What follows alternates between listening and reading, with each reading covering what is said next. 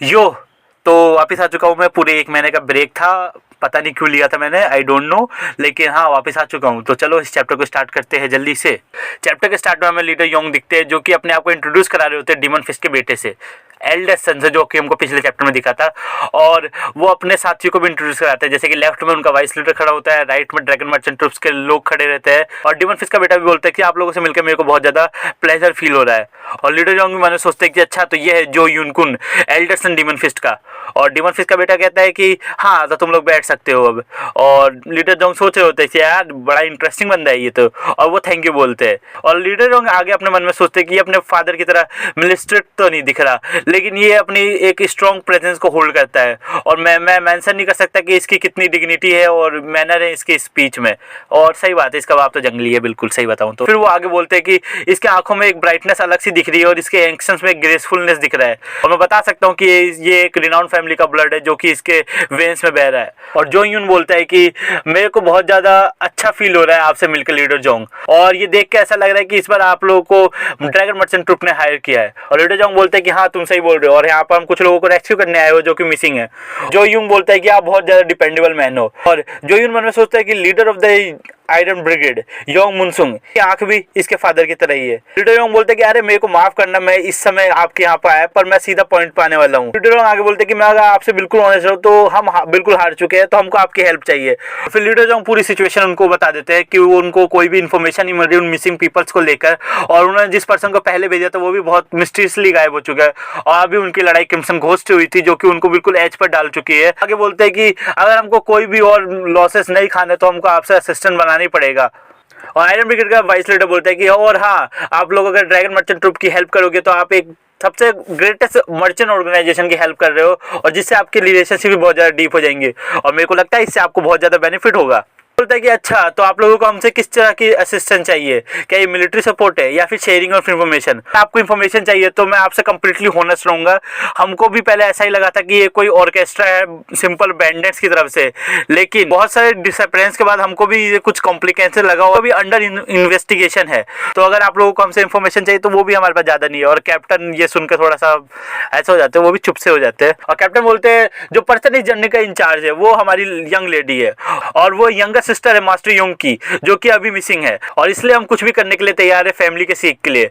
और योंग सुन के ये बोलता है कि अच्छा तो ऐसी बात है, तो हम ब्रोकन फिस्ट आपकी जरूर मदद करेंगे आपके मिसिंग भाई को ढूंढने के लिए।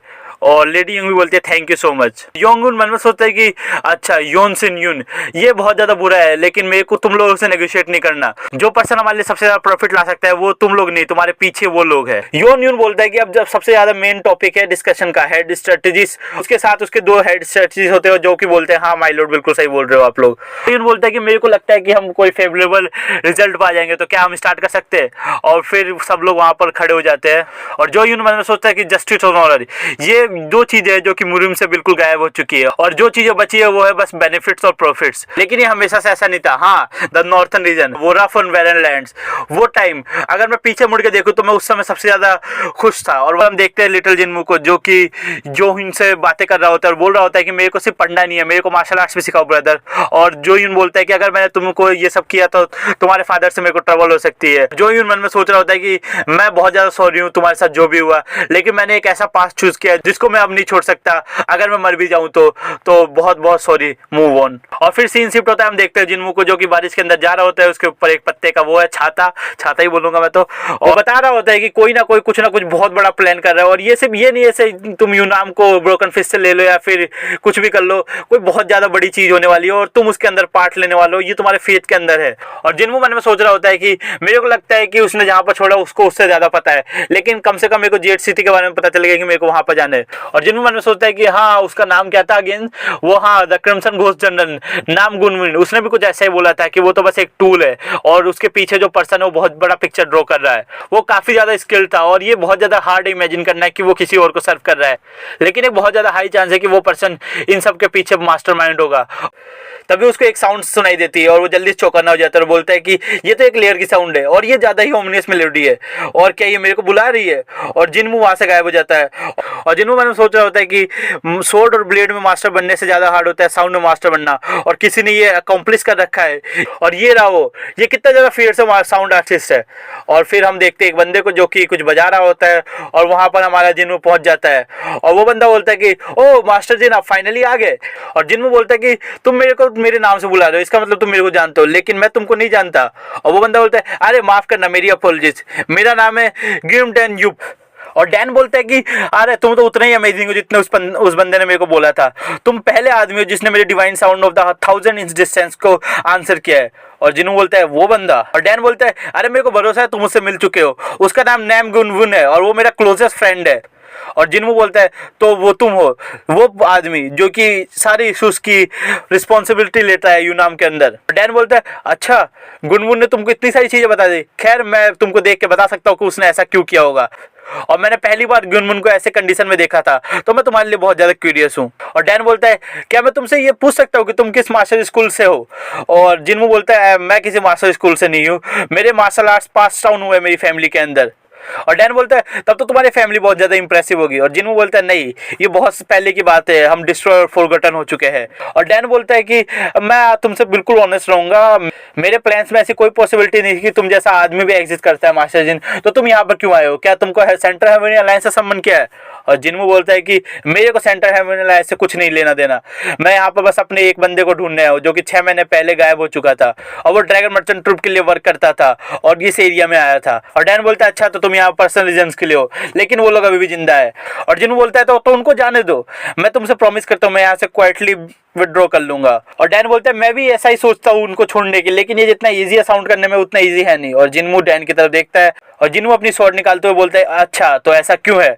और डैन बोलता है कि अरे एक सेकंड रुको, मेरे को तुमको सारी चीज़ें बताने दो, मैं अगर उनको अभी रिलीज कर दूंगा तो मेरे को वो एक बहुत ज़्यादा डिफिकल्ट पोजीशन में डाल देगी, तो हम क्या पता ऐसा करने से मैं अपने प्लान्स को फिनिश कर लूंगा, उसके बाद तुम उसको अपने साथ लेके जा सकते हो। और मैं अपने नाम पर कसम खा के बोलता हूँ कि मैं अपने प्रॉमिस को अपहोल्ड करूंगा। और जिन्हू और डैन एक दूसरे के सामने सामने होते हैं और डैन बोलता है अच्छा तुम्हारे लिए इतना काफ़ी नहीं है, लेकिन मैंने फाइनली किसी बंदे में लाइकिंग ली थी, लेकिन मेरे को ऐसा लगता है कि हमारे किस्मत जुड़ी हुई कि हमको अब खून स्प्लिट करना है। और ये दोनों आमने सामने हो जाते हैं और अब इनकी लड़ाई होने वाली है नेक्स्ट चैप्टर के अंदर, आई थिंक सो। तो इस चैप्टर के स्टार्ट में ये दोनों आमने सामने ही रहते हैं और जिन्हू पूछता होता है कि तुम क्या स्कीमिंग कर रहे हो। और डैन बोलता है मास्टर जिन मैं आपसे सॉरी मांगता हूँ लेकिन ये एक प्लेस नहीं है जहाँ पर हम फाइट करने वाले हैं। और जिन्हू बोलता है कि कहाँ है वो लोग जो मिसिंग है और तुम क्या प्लान करने वाले हो, मेरे को जवाब दो जल्दी। और एक स्लैश मार देता है डैन की तरफ। और डैन बोलता है एक फाइट बहुत ज्यादा खराब इवेंट होता है और वहां पर एक ब्लास्ट सा होता है। बोलता है मास्टर जिन चलो एक बात, और तभी जिन्हू उसके ऊपर अटैक कर देता है उस कोहरे के अंदर से और हम देखते हैं इन दोनों का आमने सामने। और डैन बोलता है यिंग एंड यांग और उसके बाद वो बोलता है कि they say the world I know is always true, reality and illusion shall become one as the mind chooses what it want to सी।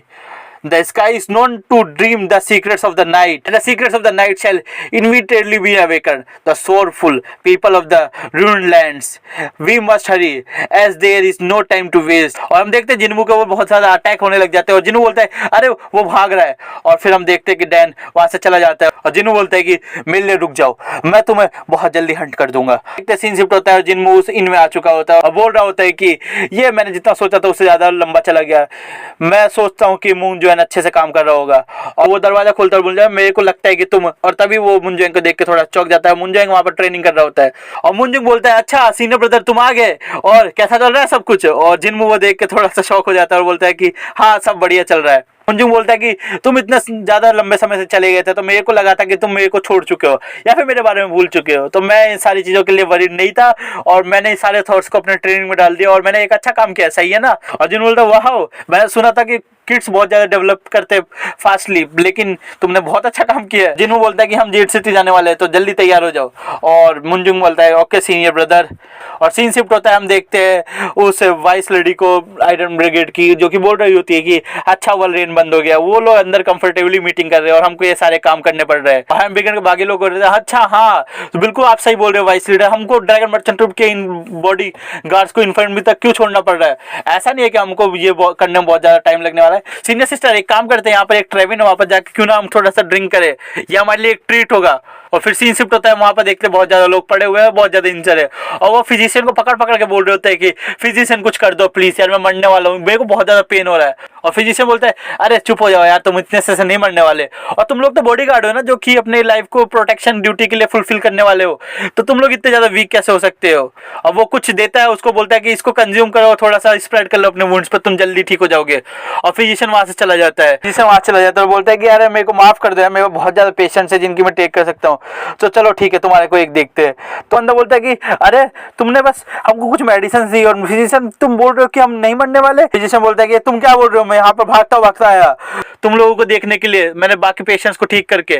और वो बंदा बोलता है अच्छा तो ये क्या मेडिसिन है, और फिजिशियन बोलता है कि अरे यार तुम ठीक हो जाओगे, ले लो यार इसको। और फिजिशियन बोलता है जाते जाते कि यार मैंने बेमतलब में अपने मेडिसिन को खराब कर दिया। वहाँ पे एक बंदा आता है जो कि होता है ब्लैक मून का हिडन मून, चुंग इन, और ये बंदा यार वहाँ पर था ना ट्रेविन के अंदर। ये बंदा बोलता है यार ये तो लेबर अब्यूज है, मेरे को यार प्रॉपर रेस्ट चाहिए। बोलता है कि मैंने जैसे ही अपना पिछला मिशन फिनिश किया, उन लोगों ने मेरे को दूसरे मिशन भेज दिया यूनाम के अंदर। माना ये मिशन बहुत ज्यादा इंपॉर्टेंस है, लेकिन ये तब भी अब्यूज है, और वो बहुत ज्यादा कम पैसे देते यार मेरे को, और इन सुपीरियर्स को अच्छा पता है ऐसे कैसे अपने वर्कर्स को ओवरवर्क कराए। उन्होंने बोला कि तुम यूनाम जाओ और उस पर्सन के ऊपर नजर रखो जिसका नाम जिन है। क्या मुसीबत है, वो लोग मेरे से पता नहीं क्या एक्सेप्ट करते हैं, लेकिन मैं क्या ही एक्सपेक्ट कर सकता हूँ उन लोगों से जो कि अपने रूम से कभी अपने पैरों को बाहर तक नहीं निकालते। उनको बस इतना पता है कि दूसरे लोगों को कैसे ऑर्डर दे। और तभी वहां पे एक कौवा आ जाता है जिसको ये बंदा बोलता है ओह डांसर तुम वापस आ चुके हो, तो बताओ तुम्हारे पास क्या रिपोर्ट है। और फिर ये बोलता है कि बहुत बढ़िया, गुड गर्ल, बहुत तुमने अच्छा किया। तभी वहां पे एक कुत्ता आ जाता है और ये बंदा उस कुत्ते को बोलता है ओह अर्थ, तो तुमको कुछ पता चला। तो कुत्ता थोड़ा सा भौंकता है और ये मूंग बंदा बोलता है कि अच्छा तो तुम बिल्कुल श्योर हो ना कि वो जेड सिटी की तरह बोल रहे हो, बहुत बढ़िया, गुड बॉय। और ये बंदा बोलता है कि अरे मेरे को समझ नहीं आ रहा मैं इस बार कौन सा डिस्गाइज यूज करूं, तुम मेरा वेट करो जिन, द मास्टर ऑफ 10 ट्रांसफॉर्मेशन चुंग इन तुमको जल्दी फाइंड करने वाला है।